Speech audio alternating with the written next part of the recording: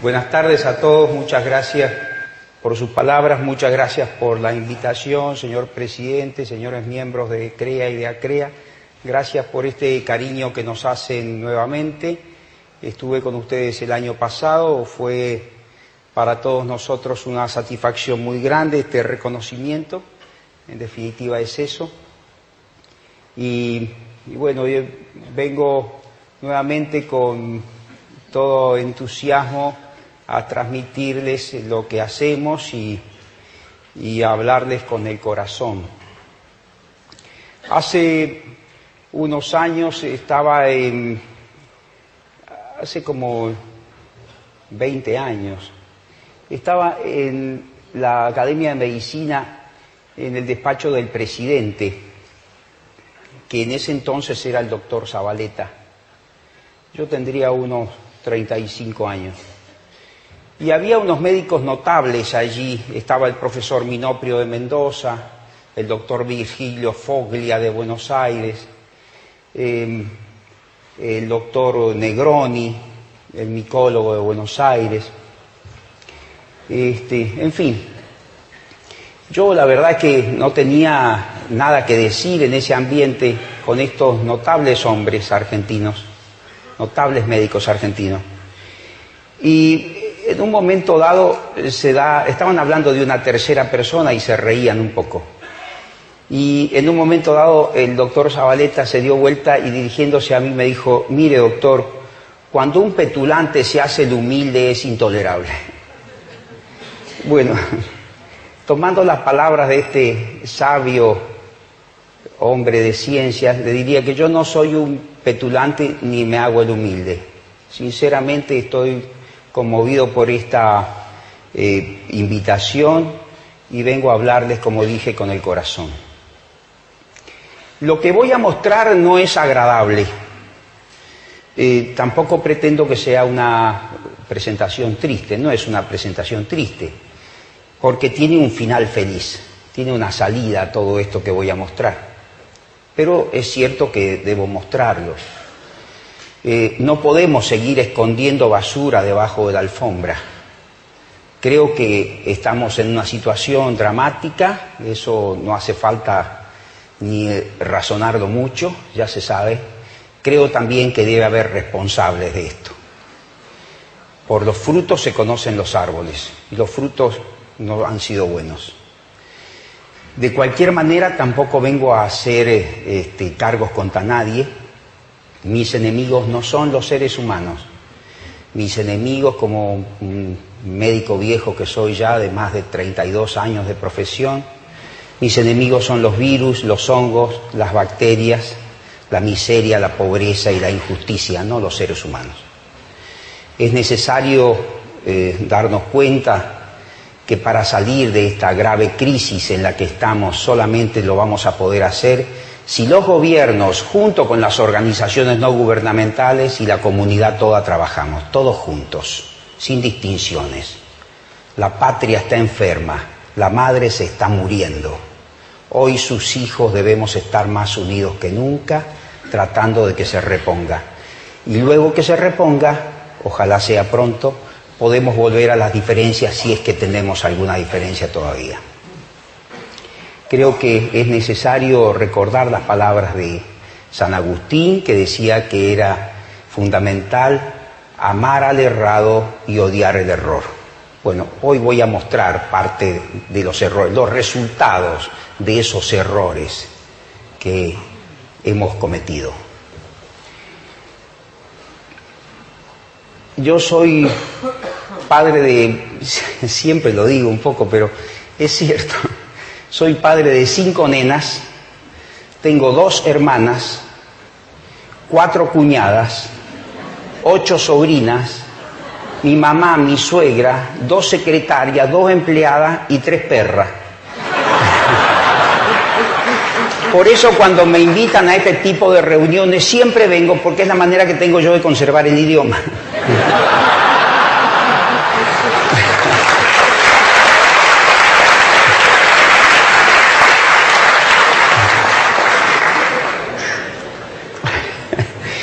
Bueno, resulta que Me recibí de médico en la Universidad de Tucumán, luego hice pediatría en la Universidad de Chile, posteriormente me doctoré en medicina en la Universidad de Cuyo, después publiqué un par de libros y después me fui a Europa a hacer biología molecular. Esa sería la historia mía un poco resumida. Y llegué a Europa hace 12 años, yo no conocía, y me impresionó ver esos países así chiquititos, pequeñitos y poderosos, y nosotros que somos tan grandes y tan ricos estamos tan arruinados. Y eso me hizo daño. Un día salía del Corte Inglés de comprar unas polleritas escocesas para mis hijas, esas típicas que uno compra allá, y iba con una bolsa de avión, de eso de tela de avión, con las polleritas, encantado de la vida. Iba caminando por la Gran Vía un sábado a la mañana y irían caminando delante mío unas 1000 personas. Y algo me llamaba la atención, ¿Saben qué era? La cantidad de gente con zapatos nuevos. El 80% de las personas con zapatos nuevos. Después iba a una biblioteca y pedía información, salía con 200 hojas y pagaba $10. Yo pagaba $10 por hoja, o por un trabajo que tiene una hoja y media, y a veces un trabajo me tardaba en llegar hasta 6 meses en Mendoza cuando hice mi tesis de doctorado. Eso es atraso, eso es subdesarrollo, eso es tercer mundo. Después un día fuimos al departamento de cine y video, me dijeron, doctor, así que trajo unos casos interesantes de Mendoza, vamos al departamento de cine y video. Y bueno, yo nunca supe que existiesen departamentos de cine y video, no sabía de su existencia. Entré a este auditorio con una consola, así como la NASA, tipearon la enfermedad que queríamos, apareció la imagen dinámica del enfermo ahí, y yo por decir algo, porque soy argentino, siempre no nos quedamos callados nosotros fácilmente, entonces dije, qué buena imagen, por decir cualquier cosa. Entonces volvieron la imagen, apretaron un botón y salió la foto impresa. A mí se me corrían las lágrimas, no porque ellos estuviesen bien, sino porque nosotros nos habíamos quedado. ¿Qué pasó con Argentina? ¿Qué pasó con nuestro país, por Dios? ¿Qué pasó? Que no podemos pintar los edificios que nos legaron nuestros abuelos. ¿Qué nos pasó? Bueno, mi jefe un día me dice, no, doctor, no se preocupe, tú eres de un país pobre, me dijo. Dije, no, doctor, usted no conoce Argentina. ¿Qué quiere? Oro, plata, uranio, petróleo, vaca, trigo. ¿Qué quiere? Pídame lo que quiera. Y el hombre muy culto y muy fino se quedó callado. Evidentemente el problema somos nosotros. Evidentemente. Bueno, con esa angustia estaba viviendo en Europa haciendo esta disciplina, biología molecular. Un día iba caminando por una calle interna de la universidad y había un diario tirado en la acequia y curiosamente tuve el impulso de levantarlo y lo levanté. Me metí a un bar medieval de piedra con sillones de Chesterfield, esos verdes de cuero con tachas, y me puse a leer este diario como si lo hubiese comprado en un kiosco.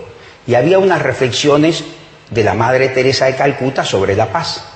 Y como yo no estaba en paz, me pareció prudente, oportuno, interesante ver qué decía esta mujer maravillosa sobre el particular. Y hacía una figura preciosa. Decía, ¿qué es la paz?, le preguntaban. Ella decía, el fruto del silencio es la oración, el fruto de la oración es la fe, el fruto de la fe es el amor, el fruto del amor es el servicio y el fruto del servicio es la paz. Me encantó. Así que al día siguiente fui y le dije a mi jefe, mire doctor, me vuelvo a la Argentina, porque me doy cuenta que estoy haciendo una especialidad del futuro, cuando en realidad yo soy hijo de un país que no tiene solucionado su pasado. Yo sé que puedo subirme al tren del desarrollo y partir y salvarme yo, pero sé también que hay mucha gente que se va a quedar. Y en el fondo del corazón, yo soy médico nomás, y soy médico de niños. Si hay un chico que me necesite, lo correcto, lo digno, lo honorable, es que me vuelva. Volví a la Argentina. Sabía que tenía que servir, pero no sabía ni a quién ni cómo. Volví a Europa. Segundo viaje, tenía muchas posibilidades de quedarme. Y en este segundo viaje escuché al Papa, que en una homilía muy bonita el 17 de mayo del 92 dijo, ocúpense de los más pobres, de los más necesitados. Y me impresionó eso. tanto como aquello que había leído de la Madre Teresa. Servir, decía la Madre Teresa, a los más pobres, decía el Papa. Por eso digo yo que es una cosa de Dios, porque fueron dos personas de Dios que me orientaron a esto que hago hoy, que no tiene absolutamente nada que ver con la biología molecular y que es pobreza extrema y desnutrición.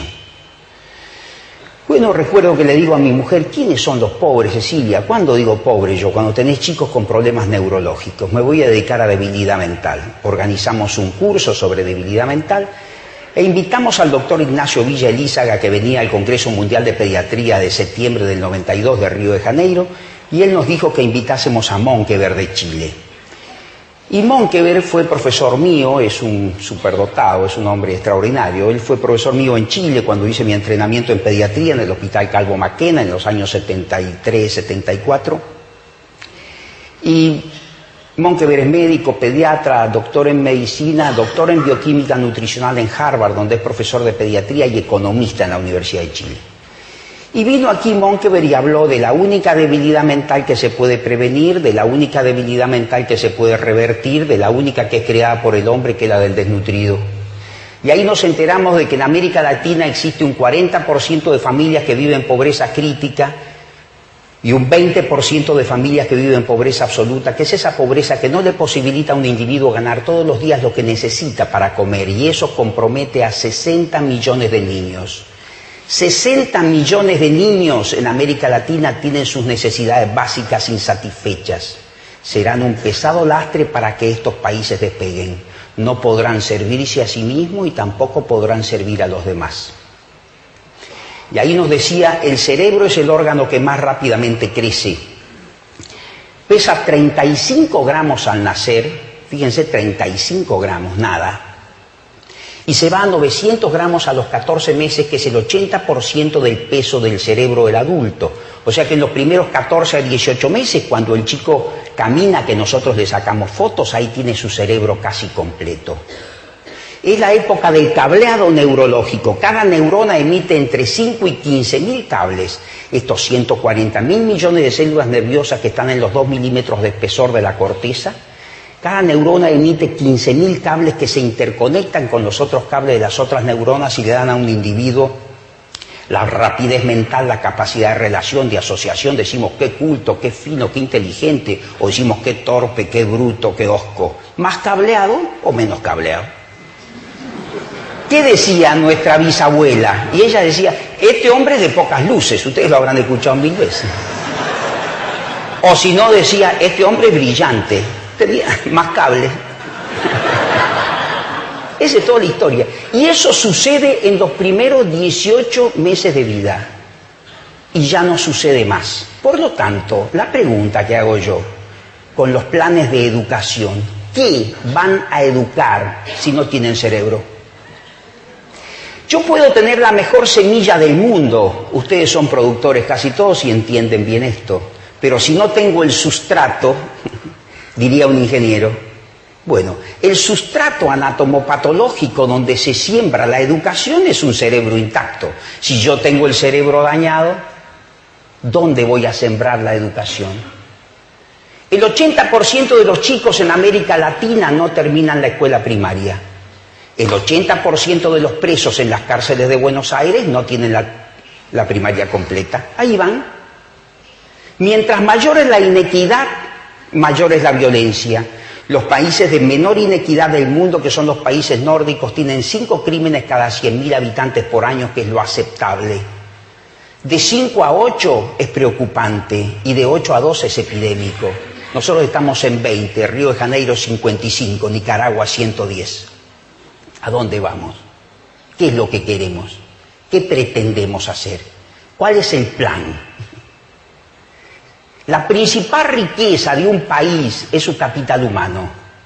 Y si ese capital humano está dañado, el país no tiene futuro. Europa sale de sus 2 guerras absurdas porque el intelecto estaba intacto.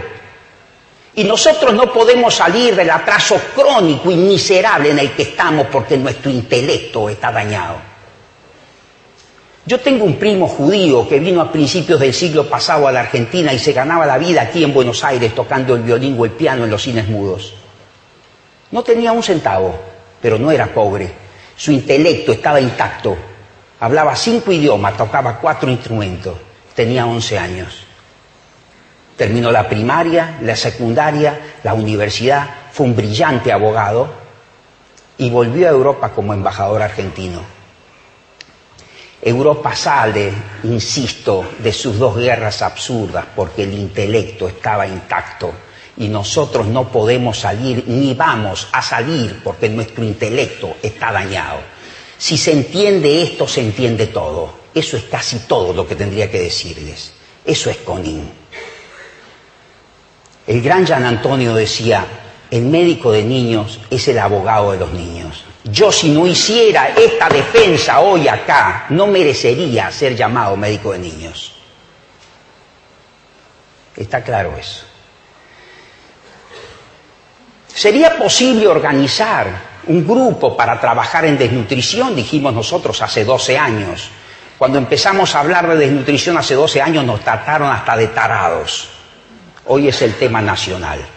Nadie advirtió esto. Es vergonzoso. ¿Sería posible organizar? Hace unos años salió un artículo en el diario La Prensa que se llamaba El Osario. Dicen que el presidente Valéry Giscard d'Estaing juntó en la comuna de Verduna viejos alemanes y viejos franceses doblados por los años, que recordaron las horas de horror en que la flor innata del ejército francés y alemán se ofreció la muerte de invierno a invierno. Habría que entrar en sutilezas de alta política para saber qué país ganó algo con la imbecilidad de la guerra. Todavía hoy pasa un arado y levanta un casco, una bayoneta, un hueso de esos viejos contendientes. Y entonces se preguntaba el articulista, ¿qué tienen los hombres de la guerra que no tienen los hombres de la paz? ¿Por qué cuando la guerra llama uno es capaz de dar un hijo, que son sus ojos, y cuando los hombres de la paz llaman uno no es capaz ni de meterse la mano al bolsillo? ¿Qué es lo que tienen? ¿Sería posible organizar un grupo para trabajar en desnutrición? ¿Qué hicieron los japoneses después de la guerra? Bueno, ellos dijeron, ¿quiénes son los mejores en acero? Los suecos. El 10 de los suecos va a ser el 0 nuestro. ¿Y quiénes son los mejores en relojes? Los suizos. El 10 de los suizos será el 0 nuestro. Y en óptica los alemanes, el 10 de ellos será el 0 nuestro. Y en automóviles y motos los norteamericanos, el 10 de ellos será el 0 nuestro. Y al cabo de 30 años le vendieron relojes a los suizos, automóviles a los norteamericanos, máquinas de fotos a los alemanes y acero a los suecos. Nosotros hicimos un razonamiento similar. ¿Quién es el mejor en desnutrición en el mundo? El doctor Monkeberg. El 10 de Monkeberg va a ser el 0 nuestro. Entonces fuimos a verlo. Sir Winston Churchill le decía al pueblo inglés a principios del siglo pasado, quien hace su trabajo, gana su comida, paga sus impuestos, mantiene su familia, es un buen ciudadano, pero no hace nada para que algo cambie en la sociedad, es un ladrón. Todos debemos hacer lo que nos corresponde hacer y un poquito más, y ahí recién estamos contribuyendo al bienestar general. Por eso esos países han llegado donde han llegado. Porque todos hacen ese plus, ese poquito más. ¿Sería posible que nosotros nos organizáramos?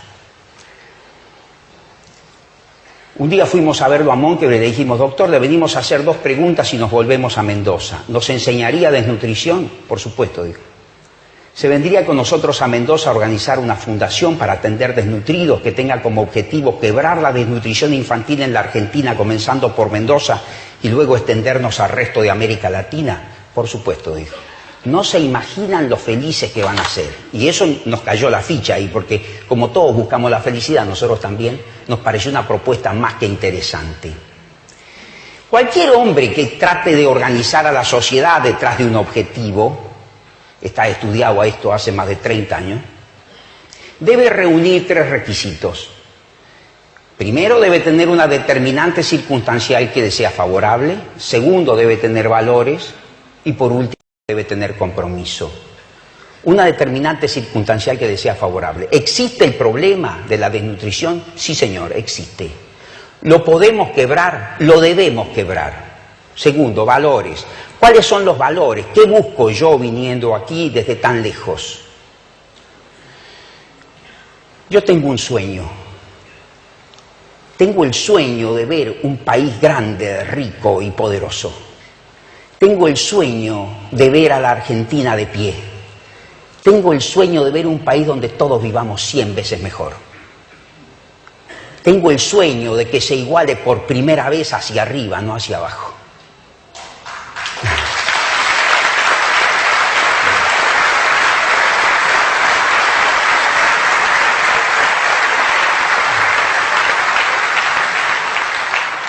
Si sueñas y crees en los sueños, corres el riesgo de poder lograrlos.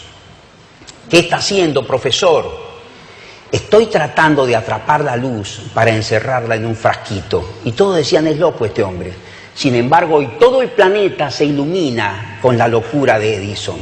Atrapó la luz y la encerró en un frasquito. Nuestro sueño es ver un gran país, un país de pie, rico, poderoso, pujante, digno, honorable, como debe ser, como fuimos. Solamente así los ideales de nuestros abuelos no habrán muerto. Ellos seguirán vivos. Nuestros próceres, nuestros mayores. ¿Quiénes son los muertos entonces? No son los muertos los que en dulce calma la paz disfrutan de la tumba fría. Muertos son los que tienen muerta el alma y viven todavía. No son los muertos, no, los que reciben rayos de luz en sus despojos yertos. Los que viven sin honra, los que viven con honra son los vivos. Los que viven sin honra son los muertos. La vida no es la vida que vivimos. La vida es el honor y es el recuerdo. Por eso hay muertos que en el mundo viven y hombres que viven en el mundo muertos. Eso es lo que tenemos que rescatar.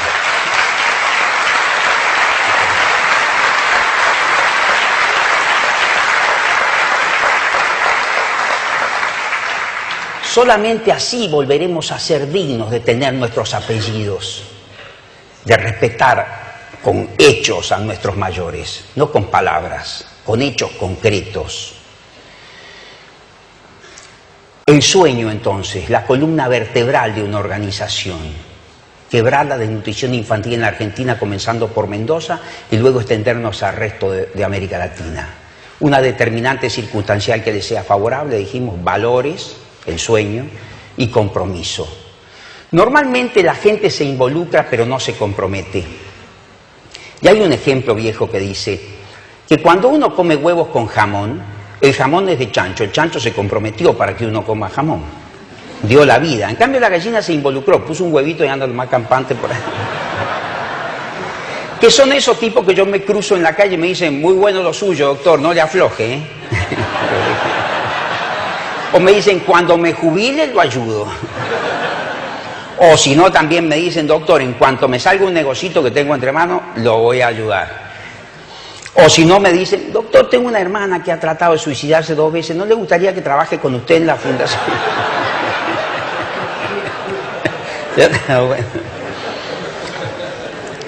Bueno, voy a mostrar rápidamente algunas imágenes. El problema. Ahí está, esa es la mugre en la que viven muchos chicos en América Latina, en ese ambiente chato y gris, desprovisto de colores, con figuras maternas, paternas desdibujadas cuando no ausentes. Mugre en terrenos fiscales al lado del ferrocarril. Una noche entramos con mi esposa aquí a este ranchito y encontramos 2 chicos durmiendo en un pozo en la tierra tapados con perro, porque no tienen ropa de cama, no tienen ropa de abrigo, no tienen estufa y tampoco tienen techo porque es un nylon. Argentina potencia. ¿Cuántas veces escucharon esa imbecilidad? Primer mundo. ¿Qué primer mundo? El primer mundo o es para todos o no existe primer mundo, una payasada. Ahí está. El techo de quincha, lleno de vinchuca como corresponde. Aquí hay algunos bolivianos. Dijeron también, porque hay que criticar siempre algo, que nosotros atendíamos extranjeros. Nosotros creemos que hay una sola raza, la raza de los hijos de Dios, y un solo color, el color de los hijos de Dios. y una sola lengua, que es esa que habla a la cabeza y al corazón, sin ruido de palabras, y que se dice que debemos amarnos los unos a los otros como Él nos amó. Si no, esto no va a salir tampoco. Ahí la cocina, habitaciones, lavandería, gallinero lleno de vinchuca, y el perro. Un perro pulguiento, sarnoso, desnutrido, triste. Cada pueblo tiene el libro que lo identifica. Los ingleses tienen a Shakespeare y son sutiles. Los españoles tienen a Cervantes y son soñadores. Los italianos tienen al Dante y son románticos. Nosotros tenemos el Martín Fierro, pero no al gaucho bueno y perseguido. El viejo Vizcacha, el que nos gusta, el viejo Vizcacha, que tenía cosas geniales y tenía cosas brutales. Entre las cosas geniales dice: no andes cambiando de cueva, hacé lo que hace el ratón. Conservate en el rincón donde empezó tu existencia, vaca que cambia querencia se atrasa en la aparición. Es genial. Decía, las armas son necesarias, pero uno no sabe cuándo. Ancina, si andás paseando y de noche sobre todo, debí llevarlas de modo que al salir salgan cortando. Es genial. Es sonso el cristiano macho cuando el amor lo domina. Es genial esa también.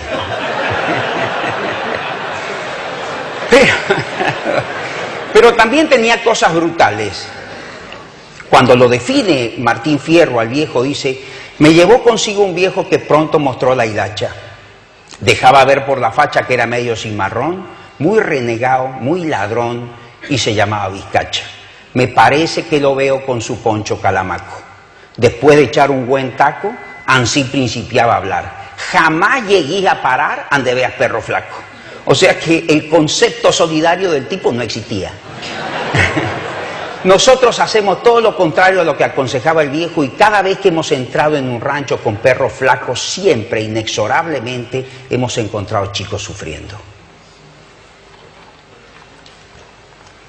Aquí tenemos toxocariasis, un desprendimiento de retina. Con un cuñado mío que es oftalmólogo hicimos este estudio, ceguera por parasitosis. El baño.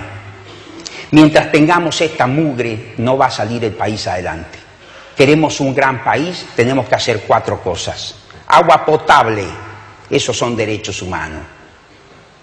Cloacas, preservar el cerebro dentro de los 18 primeros meses y luego educarlo. El desarrollo va a ser una consecuencia.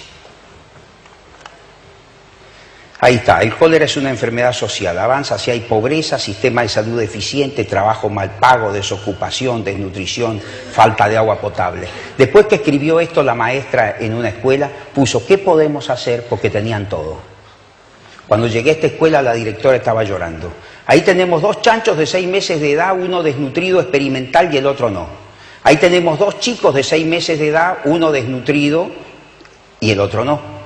Aquí tenemos 2 chicos de 5 meses de edad, uno de mi hospitalito de desnutridos, 2,7 kilos, el otro 6,3 kilos. Ahí tenemos la neurona, la unidad funcional del sistema nervioso central,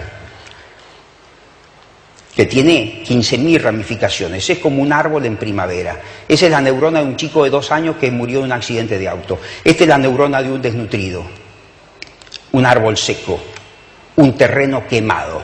¿Qué vamos a educar? Antes de educar hay que pensar en el cerebro, si no, no tenemos que educar. Si nosotros hacemos transiluminación de cráneo, si apoyamos una luz potente en la cabeza de un niño normal en una habitación oscura, la luz difunde 1 centímetro, 1,5 centímetros formando ese halo de refringencia. Si se repite la operación en la cabeza de un desnutrido, se enciende como un foco porque es pura agua. Y después decimos, pero esta mujer otra vez me puso la máquina del programa número 4, es tonta, y claro que es tonta. Por supuesto, si no comió proteínas ni tuvo estimulación. Y está en un cono de sombra del cual no va a poder salir, pobrecita, nunca más. Porque la primavera de su sistema nervioso ya pasó. Ahí tenemos un kwashiorkor, la enfermedad del primer hijo cuando nace el segundo, porque lo destetan y empieza a comer harinas y hace una desnutrición proteica. Sus piernas son aparentemente gordas, pero en realidad es una hidrópica. Se para y le baja el agua a los miembros inferiores y esos son edemas de bipedestación. Los brazos son muy flaquitos, ustedes ven. Ahí tenemos un marasmo. Aquí ya se consume a sí mismo el chico. Y esto es una desnutrición muy común, que es la desnutrición crónica, baja talla extrema. Bueno, ya al final. ¿Saben cuántos huevos pone el salmón? En realidad casi nadie sabe cuántos huevos pone el salmón. Pone entre 20.000 y 200.000, pero como no dice nada, nadie se entera. En cambio, la gallina pone un huevo y arma un escándalo. Bueno, en eso nosotros somos partidarios de la gallina y andamos armando escándalos por todo el país contando estas cosas para que todos nos pongamos de acuerdo y empecemos a trabajar en una sola dirección. Disraeli decía: el secreto del éxito radica en la constancia del propósito, el poder de la constancia. Lo que no logres hoy, quizá mañana lo lograrás, no es tiempo todavía. Nunca en el breve término de un día madura el fruto, ni la espiga grana. No son jamás en la labor urbana vano el afán, ni inútil la porfía. El que con fe y valor lucha y confía, los mayores obstáculos allana. Insiste y persevera que en el mundo nada es jamás inútil ni infecundo para el poder de Dios o de la idea. Hasta la estéril y deforme roca es manantial cuando Moisés la toca y estatua cuando Fidias la golpea. El poder de la constancia, el poder de la constancia. En estos años hicimos un centro de tratamiento de desnutridos único en la República Argentina, que se llama Madre Teresa de Calcuta, y un centro de prevención de desnutrición con 15 programas sociales único en el mundo. Este centro de prevención de desnutrición, que tiene un costo ínfimo, absurdo, de 84 centavos por día por persona, estamos expandiéndolo hoy en toda la República Argentina y ya estamos en Paraguay y ahora nos vamos a Perú. Ojalá pudiesen crecer muchos de estos centros. Y una cosita final, nada más. Después de una tormenta tremenda en Australia, con olas de 80 metros que azotaron la playa durante una semana,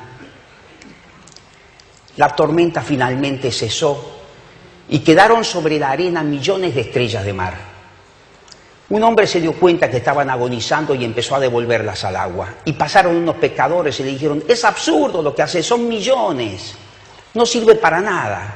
Y el hombre por un instante se desmoralizó, pero luego levantó la mano con la estrella que tenía y dijo: esta va a vivir, y la devolvió.